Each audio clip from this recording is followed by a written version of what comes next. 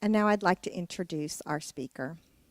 Addie Roanhorse is an Osage artist and graphic designer working predominantly in mixed media and serigraph printing.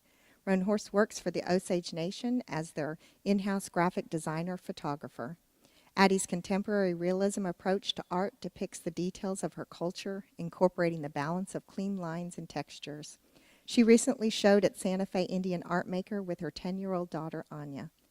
Roanhorse completed her BFA with an emphasis in visual arts at Rogers State University in 2015. Her exposure to art began early in her childhood, influenced by her parents, who are both professional artists. She was immersed in the artist lifestyle, living in Santa Fe, New Mexico, and on the southern coast of California with her parents. Roanhorse spent summers with her grandparents on the Osage Reservation in Oklahoma, where she currently resides with her daughter. Please help me welcome Addie Roanhorse.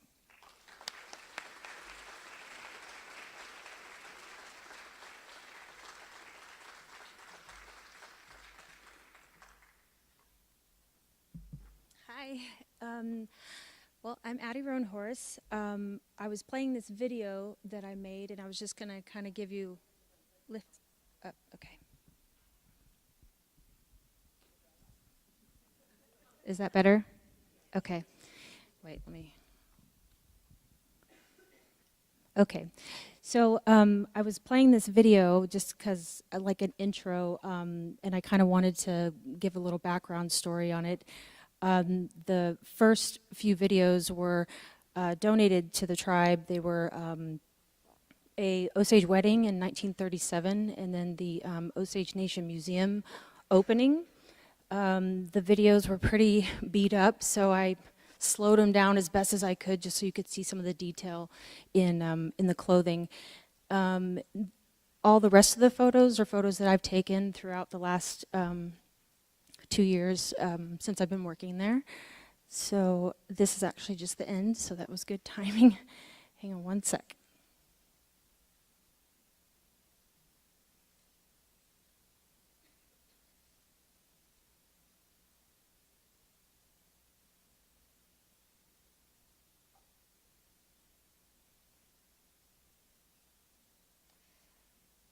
I figured I would start with my family, since my family is really my inspiration for everything that I do as far as my artwork and my day-to-day. My mother was a big influence on me.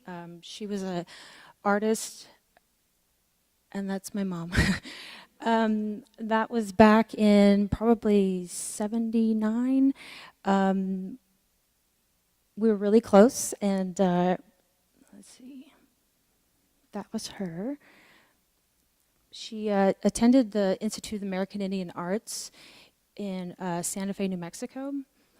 She also attended Cal Arts. She was really young in this photo. This is back when they still had high school at the Institute of American Indian Arts. And that's us. I like to say my brother is in the photo. He's in the oven, but that's a great photo. I'm sure my brother would love it. This is my mother's artwork.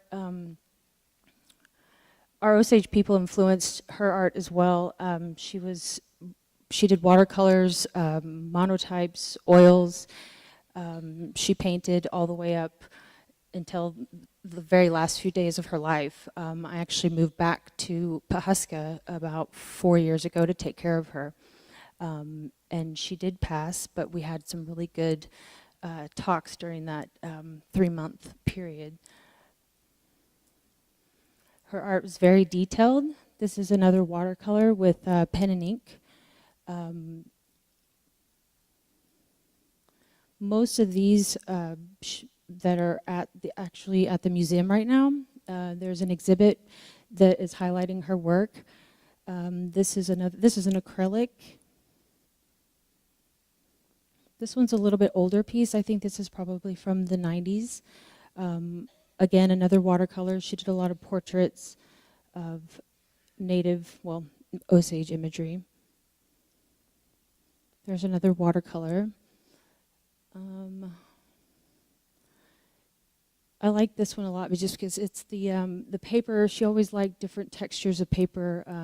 she did a lot of monotypes, and so that she incorporated that into her art. And then there's Anya, that's my daughter, and she is an artist as well. She's 10 years old, she's in the 5th grade, and she's extremely talented. She's a photographer, she's an artist. She did a print that she won a ribbon at the Santa Fe Indian Art Market last year. There it is. I was pretty proud of her. And she sold, that was her first, her first sale, and she proceeded to sell pretty much completely out by the end of the day. She ended up taking me and my brother to dinner. This is one of her photographs.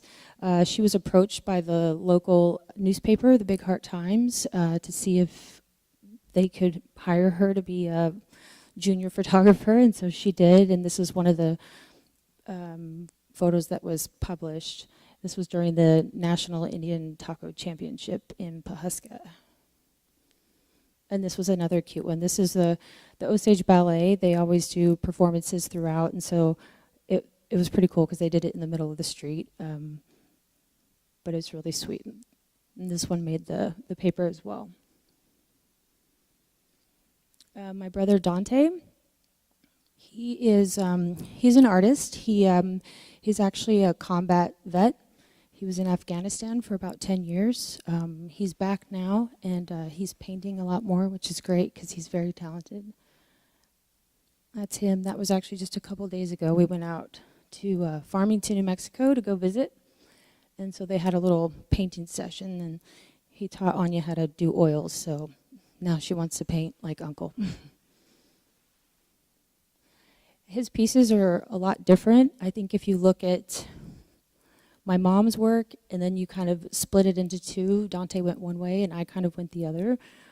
He's a lot looser in his imagery, and he works a lot mostly in oil painting. They're almost dreamlike. This is the one that the Pendleton company approached him when we were at market, and they're looking at making this one into a blanket.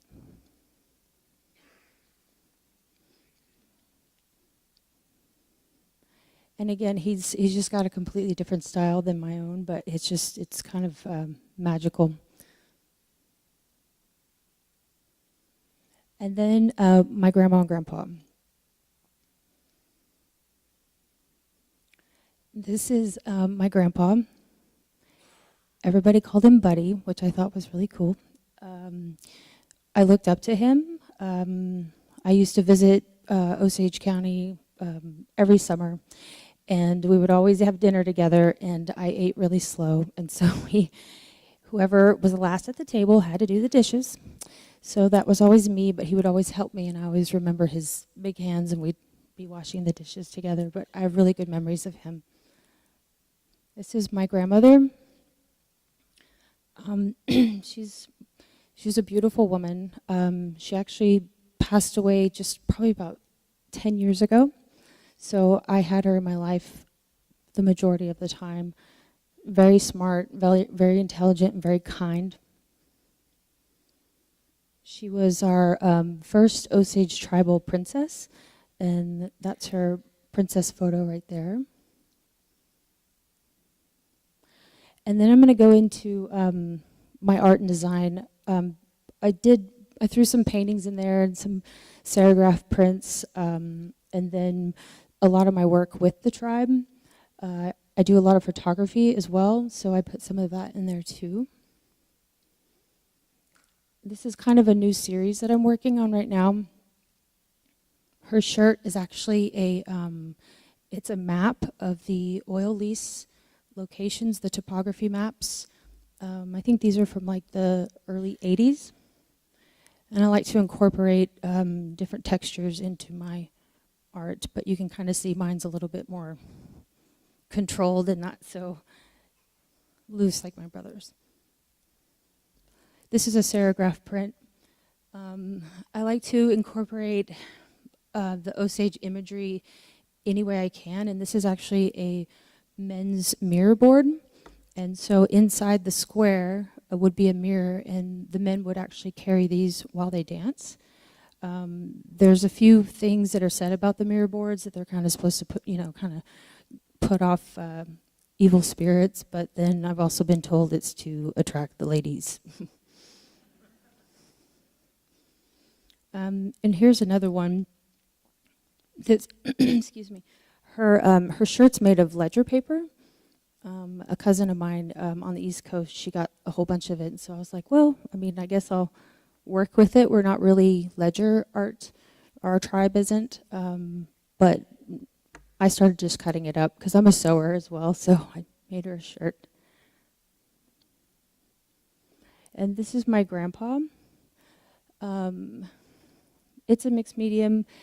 The strips of paper that you see are actually telephone book strips. In Pahuska, a small town, so when somebody asks you for your phone number or they give it to you, they just say like 7894, and you're just supposed to know that there's a 287 and a 918 before it. And I always thought that was funny. So this is part of the old phone book. The words at the top, it actually says Osage, and that's in our Osage orthography. And Osage means Osage. And this is my grandmother. And again, I kind of took a softer approach to this one.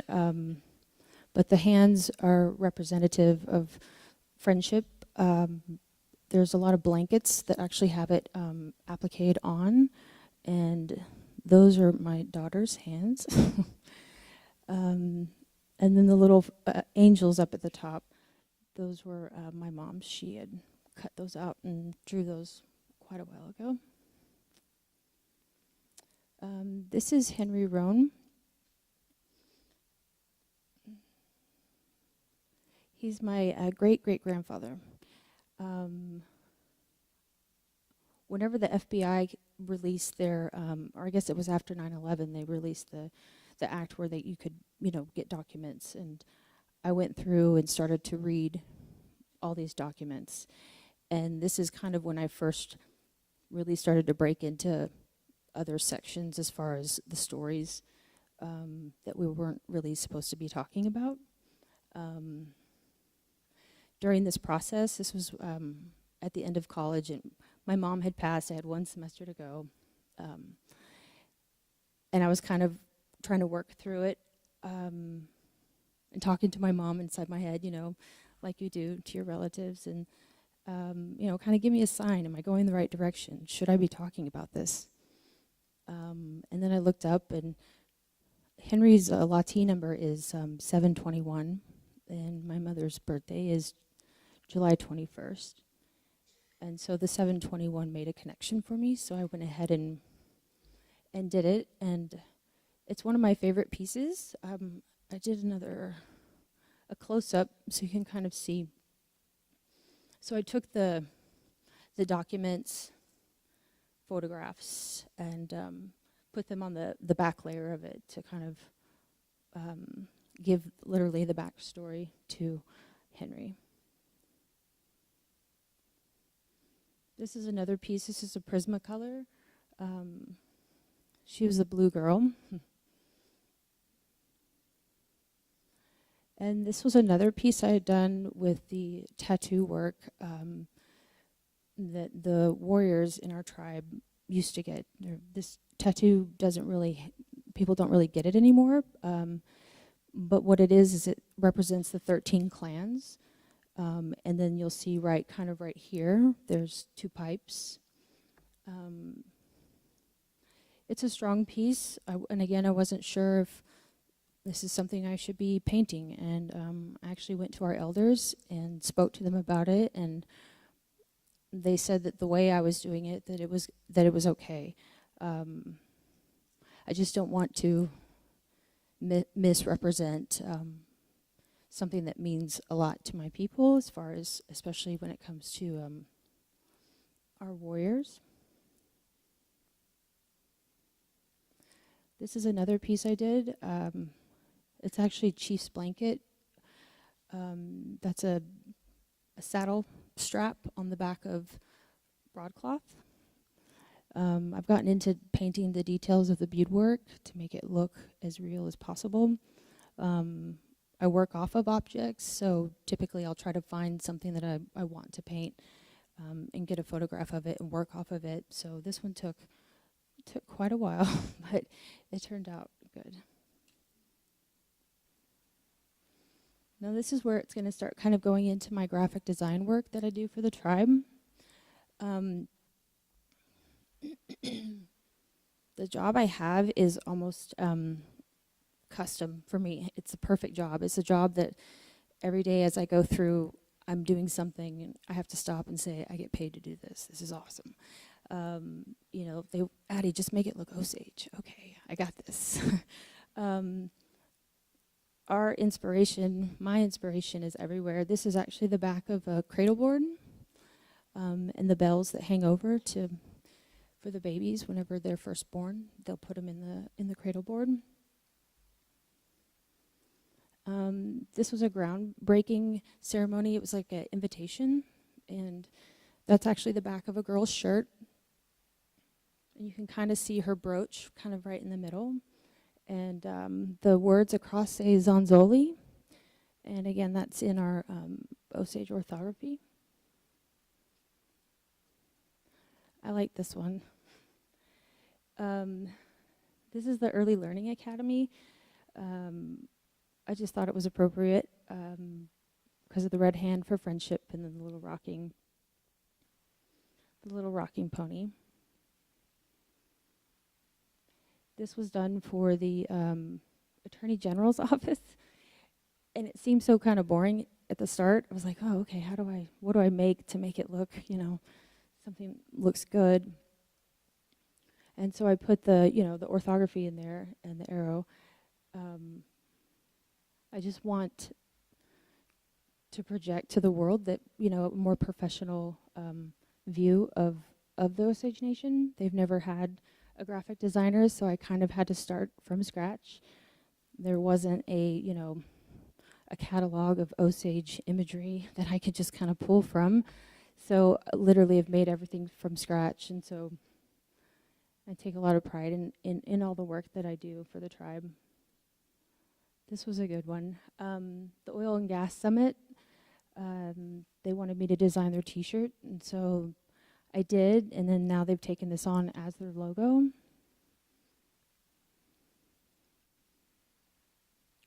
And then my photography. So that's Chief Standing Bear and Everett Waller, and they're doing a cedar ceremony.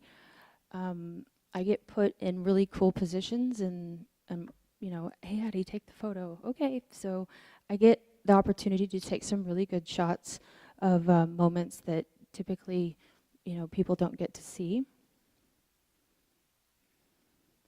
This little guy, he was walking up to the arbor at Gray Horse. Every year we have our dances, and the look on his face was just so classic. Like, I'm going, because the arbor was kind of over here, and he was just like, it's on. Like, he's so ready, and he's so cute. This was with our Wildland Fire Department. I got to go on a ride-along for the day, and there was about 4 fires. I have much respect for our firefighters. This was obviously after the fire had calmed down, but it was a really awesome experience. And again, it was definitely one of those days where I was pinching myself. That was a really great day. They want me to come back out too. I'm like one of them now. This is Louis Standing Bear. This is Chief Standing Bear's grandson. He's getting ready to go into the dances, and he's considered an Elompa, and so he is the eldest grandson. And when the oldest son goes in, it's a really big deal. And Chief Standing Bear is holding his feather that he'll put into his roach. And then the gentleman on the right is his uncle, and his uncle dressed him.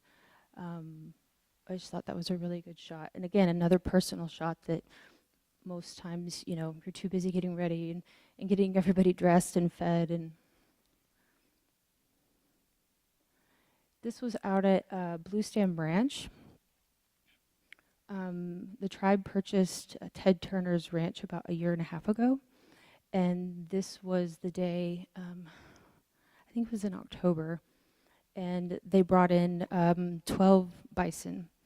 And this was Everett Waller. He was praying over the bison, and his words during that, as far as, actually have bison coming back to the Osage Nation.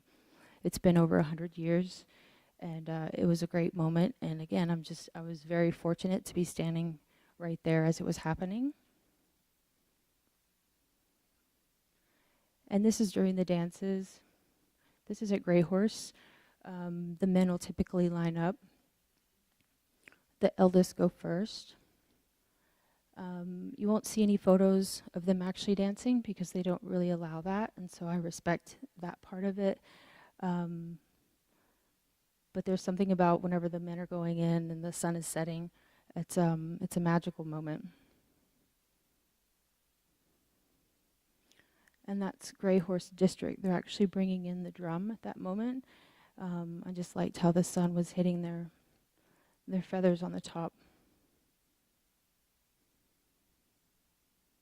And again, that's them right before. And then their camp is over off to the right as they're leading in. And this is at Gray Horse.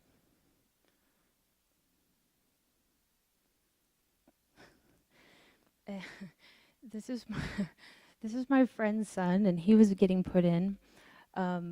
He has this classic face sometimes, and I think I caught it. But you can see he's holding his roach in one hand and his feather in the other. But again, he's a really cute kid. He's in our immersion program that we have at the Nation, and so he speaks fluent Osage. Our language almost died. A couple years ago, we only had maybe half a dozen fluent speakers. Chief Standing Bear put in the immersion school and started with the babies, and it's now in its third year. I'll go down and hang out with them sometimes, and it's really great to hear their little voices speaking. I remember when I was really little and I could hear my elders speaking it fluent, and so now I've got these little guys, and they sound like old men. It's just cute. And then, so Henry Roanhorse was my great-great-grandfather. Ever since I was little, I was told about Henry, and I was told about the story. I was named after his wife, Addie. They had Grace, and Grace had my grandmother. The story kind of was never spoke about. It was spoke about amongst family members, but nobody ever really talked about it. And I remember catching myself telling a friend one time, and the look on her face, like, that's almost an unbelievable story. And it really is. Whenever the book came out, it took me about 4 or 5 passes just to get to his name. Every time it popped up, it's hard to see his name, in writing, and then the details of what happened.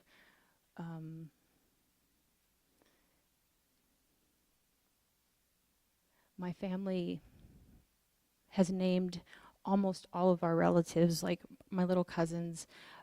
Their middle name is either Roan or Roanhorse, as a way to keep the story alive and to not forget who we are and where we came from.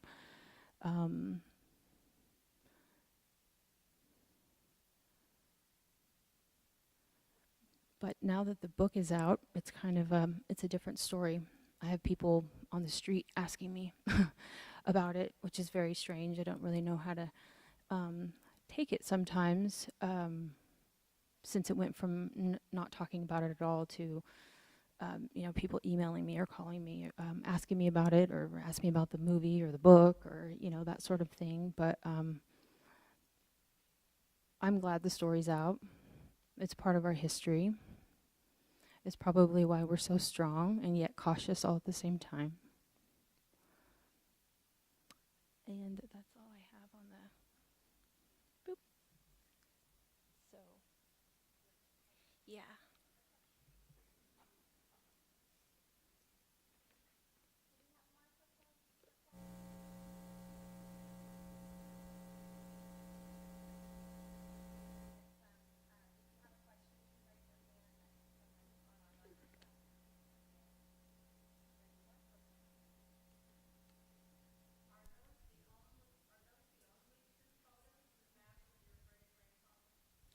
I have a few other. I actually got those from the museum. Um, throughout time, a lot of things didn't stick around, documents, that sort of thing, but throughout the years, they've had a lot of donations to the museum. And so those are the photos that I had asked the director if I could use.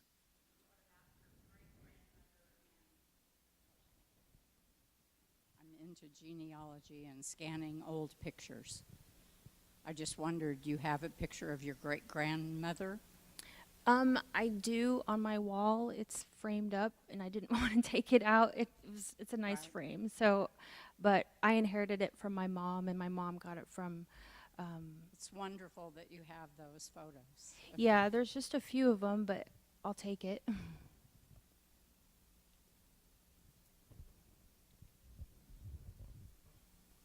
Where do you show your art?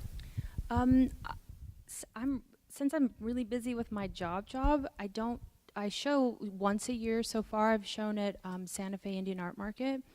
I've thought about maybe finding something a little closer, but luckily with social media and the internet, if I finish a piece, I take a photo, and typically it'll be gone pretty quick, which is good. It's a good problem, but with my job, I'm just so busy.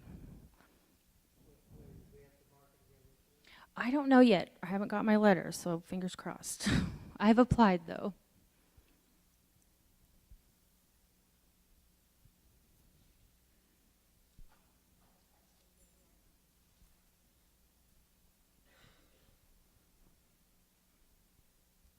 This is a little off topic, but I read that you were involved in showing the potential movie makers around. Yeah. Can you speak a little bit about the upcoming film?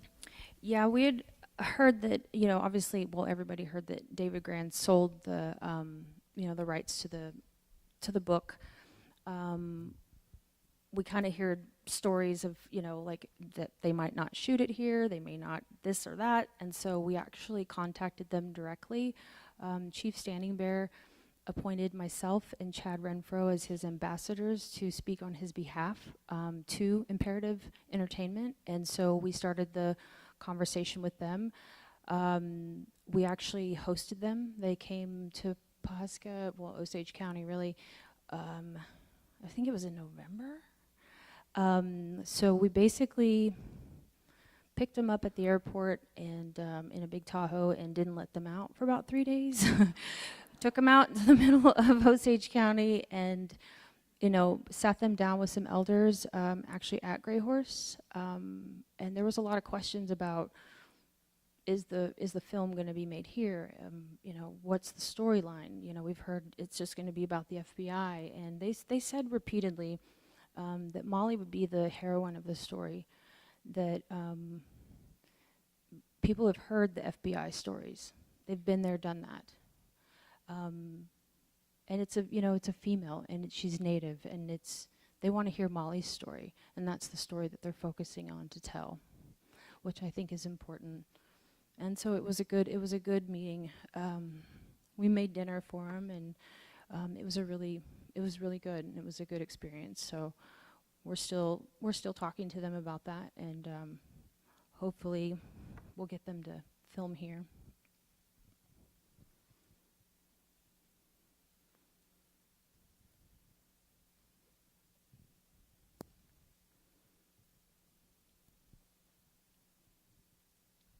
Mine's a little question. Do you make little pieces like bookmarks and note cards? Do you have any little pieces that are available to the public? Well, I actually printed off just some little cards. My daughter had. You can go give her one if you want. No, over there. Go give her one over there. They're just little cards of. Yeah, they're in the lobby. There's little cards. It's got my website address on the back. It's just addieroanhorse.com. But it just depends. Like the last piece I did was a 12 by 12, and then the piece before that was 36 by 36. I like squares, I guess. So it just depends again,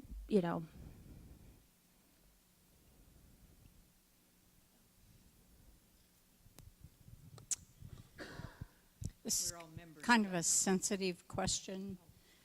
Have you had any Oh. contact with descendants of people that have been written about in the book that might have been responsible for the death of your great-great-grandfather? No, I haven't. I know that my Aunt Catherine Redcorn was here last Thursday, and I guess there was a lady that was a relative of Hale's. I had heard about it, and it kind of scared me a little bit, just because I've never had any interaction with anybody on that side, if you will. My Aunt Catherine is very eloquent and graceful, and I'm sure her response was coming from a good place, and that's pretty much what I heard her response was. It's not a burden for that person to carry. I don't know. This is all still so very new, kind of, and it's emotional. It's emotional to hear and to actually talk about it. So I hope that answers your question. Thank you. Not being an artist, I don't know even if my question is a fair one to ask, but when you look at your heritage, have lived your heritage, how do you think that's influenced your art? Obviously, you're focusing on your tribe, but how do you think it influenced you in a way that might not have if you had moved and lived somewhere else?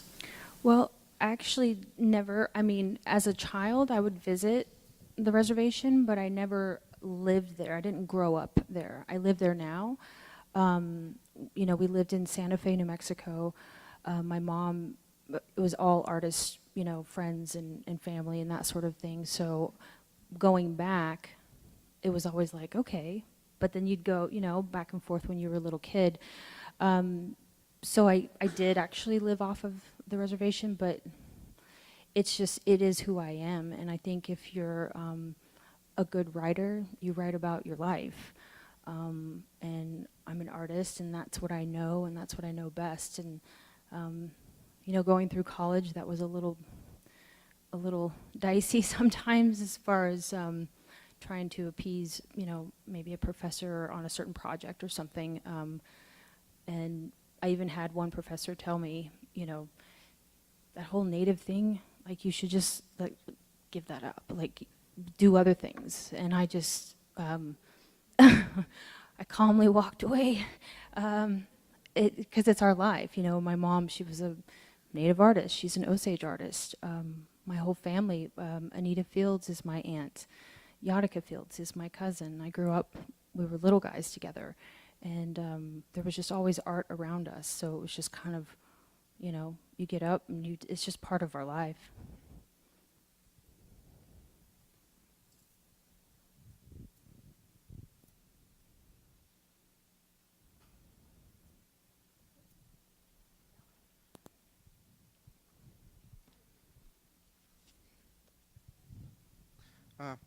So you've made several references to Chief Standing Bear. I'm just wondering if there's any relationship with the Standing Bear of the statue in Ponca City?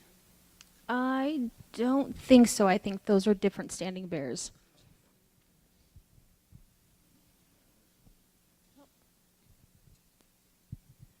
Over the last few times that we've been to this event, colors have made a big difference in the lives of the Osage, like the reds and the blues and things like that. What significance do those colors have? And also, we are good friends with Yadika, and we haven't seen him for a while, so what's Yadika doing these days? Yadika is actually in Tulsa. He's one of the Tulsa Fellows. Actually, so is his mom, and so they're doing a lot of projects right in downtown Tulsa. And I think that he's applied for it again and potentially got in again. I don't know for sure. I bought a building in Pawhuska about a year and a half ago, and he's coming in May to do a mural on the side of it. So in May, he'll be there. But that's about, like, I always have to check his Instagram to find out where he's at. And then the colors, for sure. The red typically means that you're the eldest, and so I wear red. My daughter wears red, and I mean red by the broadcloth. The red and blue, sometimes they'll take a blanket and combine it. The red will always go on this side over your heart, and I'm not sure about the blue, but the red definitely has some significance in that sense.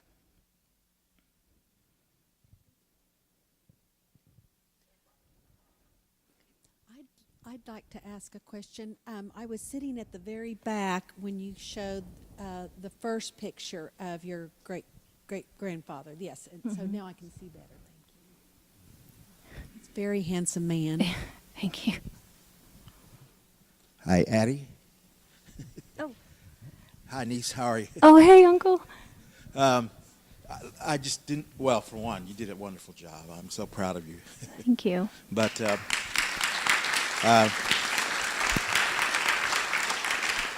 Addie comes by this very honestly, like she said. I'm Tom Fields, Yatika's dad, and I've been around her all my life, and or all her life, not mine. But Yatika and I. This is kind of a plug for the art show that's going on now that Yatika is in, and Anita's in, and that I'm in. It's at Sam Noble Museum, and if you want to find Yatika on August 5th, 6th, 7th, and 8th, he's doing actually a mural at Sam Noble right now at the show. So he'll be actually painting, and that's kind of what he's up to. But I just want to interject that because a lot of people here know him. Yeah. And I guess maybe they don't know too much about that show going on. So it's a constant move of art that we're doing and that Addie's doing, and she's incorporated it in her life and her world. And it's wonderful.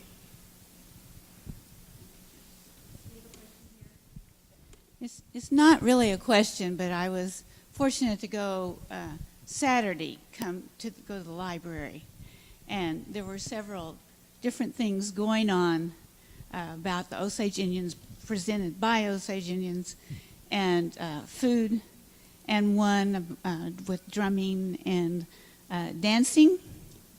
The dancer was a 5-year-old.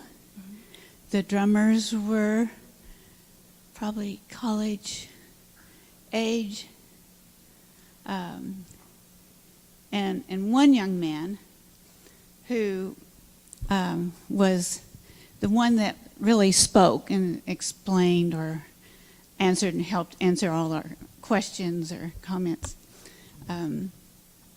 He said, it's very hard to answer any questions because we were also always supposed to be silent. They really didn't talk about it. And you respect your elders, so if they say, be quiet, you're quiet. But they did have wonderful songs that they did sing and the dances to show that and the drums that they had. This had all been passed down for forever and ever, as you're showing, but that as far as being able to answer a lot of questions, that was something that they just really didn't discuss, I guess. I mean, I think that there's, I think I know who you're talking about too. There's a certain generation too, I think that there wasn't much information given to them at all. I was still, a little guy in like the late 70s, and so there was still a lot of discussion. When Bill Held got out of prison, I remember my uncles rounding the troops up because they wanted to go do something. I don't know what was going on, but then they stopped and they listened to their mom and dad, and they had a big discussion about it. But I was, just little, sitting there overhearing what was going on. I think this kind of maybe millennial section, there wasn't nobody was talking about it. So, and again, I was named, I had a name. My mom, she wanted to make sure that we wouldn't forget, and she would tell us, certain stories about them, or we would start kind of connecting the dots with certain names and families and that sort of thing. So, was he a big guy with braids? It was probably Christopher. He had lost his weight a lot, and he had been ill and had lost a lot of weight. I don't know if it was Christopher or not. Okay.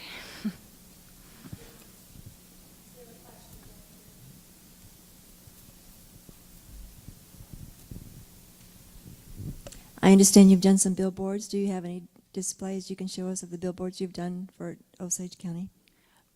The billboards.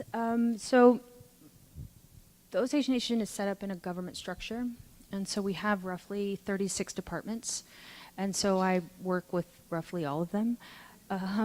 But there's a lot of grants that go through, and so we have a domestic violence section, and they wanted billboards because it was part of the grant to fulfill the grant, and so this is kind of a big deal when it comes to graphic design world to do a billboard, and I did 4, so that was really awesome. Let me see if I can find it real quick.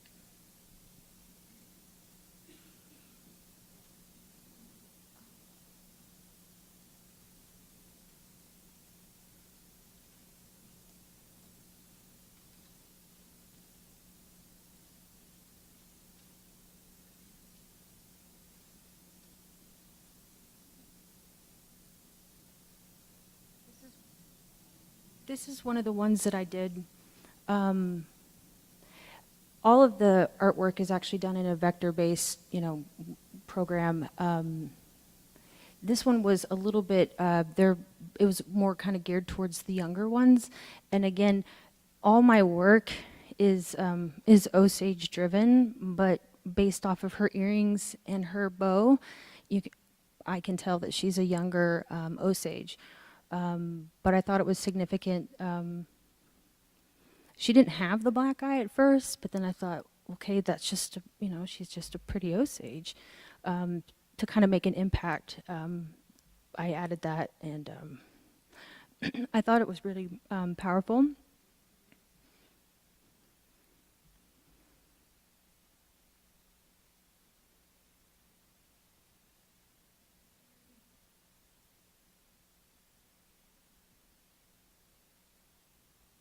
This is another one that I did where I took our orthography and kind of made it a little bit more modern looking. And then basically it just means love is respect. So they have like themes every month in the kind of crisis, domestic violence, to kind of keep it aware and keep it on the forefront of the conversation.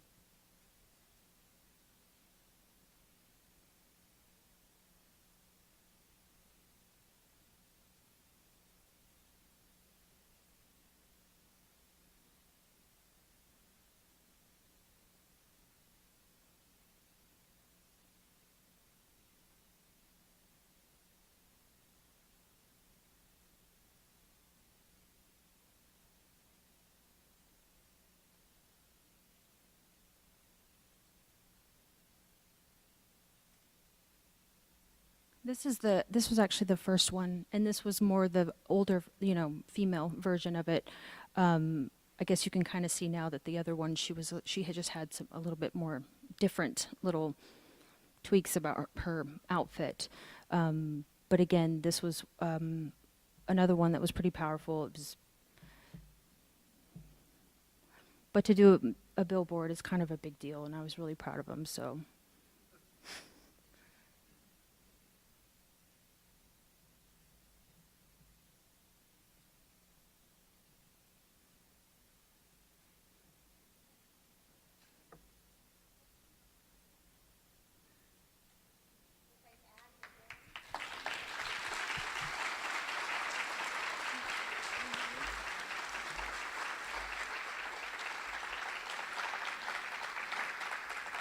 And as was mentioned earlier, Addie's card with her website. It's on the table out there. When you leave your evaluation, you can pick that up as well.